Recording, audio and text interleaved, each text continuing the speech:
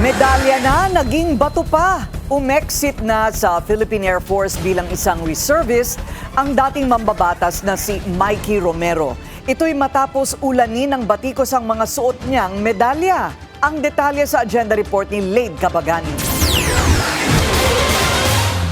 Kinumpirma ng Philippine Air Force ang pagbibitiw ni former House Deputy Speaker Mikey Romero bilang bahagi ng AFP Reserve Force effective August 19. Sa gitna ito ng gumugulong na extensive review ng Armed Forces of the Philippines o AFP ng mga pulisiyang kaugnay sa pagbibigay ng honorary military awards and decorations sa mga active reservists ng kanilang hanay. Matapos umani ng samut-saring reaksyon si Romero na isang Brigadier General Reservist sa Philippine Air Force dahil sa pagsusuot ng Gold Cross Medal, pinakamataas na parangal na ibinibigay sa mga sundalong may katangi-tanging tapang at kabayanihan sa pakikipaglaban o gallantry in action. Sabi ni Air Force spokesperson Colonel Maria Cristina Basco, una nang nirelieve bilang commander ng Tactical Operation Wing Reserve ng Northern Luzon Command si Romero. Kasunod ito ng mga umano'y questionabling awards and decorations na nakakabit sa kanyang uniforme na unang napansin ng publiko noong dumaan siya sa Commission on Appointments para sa confirmation ng kanyang military rank. Bukod sa Philippine Air Force, sakop ng extensive policy review ang Philippine Army at Philippine Navy.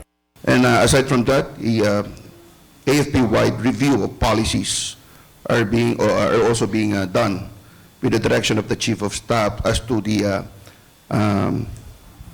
para maging pantay-pantay lahat ng batayan ang pagbibigay sa ating reservists, not just with the Air Force, but that would include from the Navy and the Philippine Army. Paliwanag din ng AFP, may mahigpit na proseso sa pag-confer ng military awards and decorations.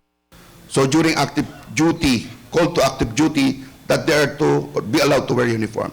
So much more to wear these particular awards and decorations, or even patches that they are allowed to. So lahat ng mga bagay na ito is may proseso, tinitignan po at covered by orders. You cannot just wear it. May mga awards and decorations board na nagsusuri at nag-aaproba sa mga parangal bago ito opisyal na i-confer. Ayon sa AFP, kung may mapatunayang paglabag sa regulasyon, dumadaan ito sa due process at investigasyon at maaaring magbunga ng warning o mas mabigat na parusa. Na-commission si Romero bilang reservist noong July 2021. Nagpasalamat si Romero sa AFP leadership at sa mga kasamahan niya sa serbisyo. Ipagpapatuloy daw niya ang kanyang commitment sa public service at iba pang humanitarian work. Para sa agenda, Lade Cabagani, Billionaire News Channel.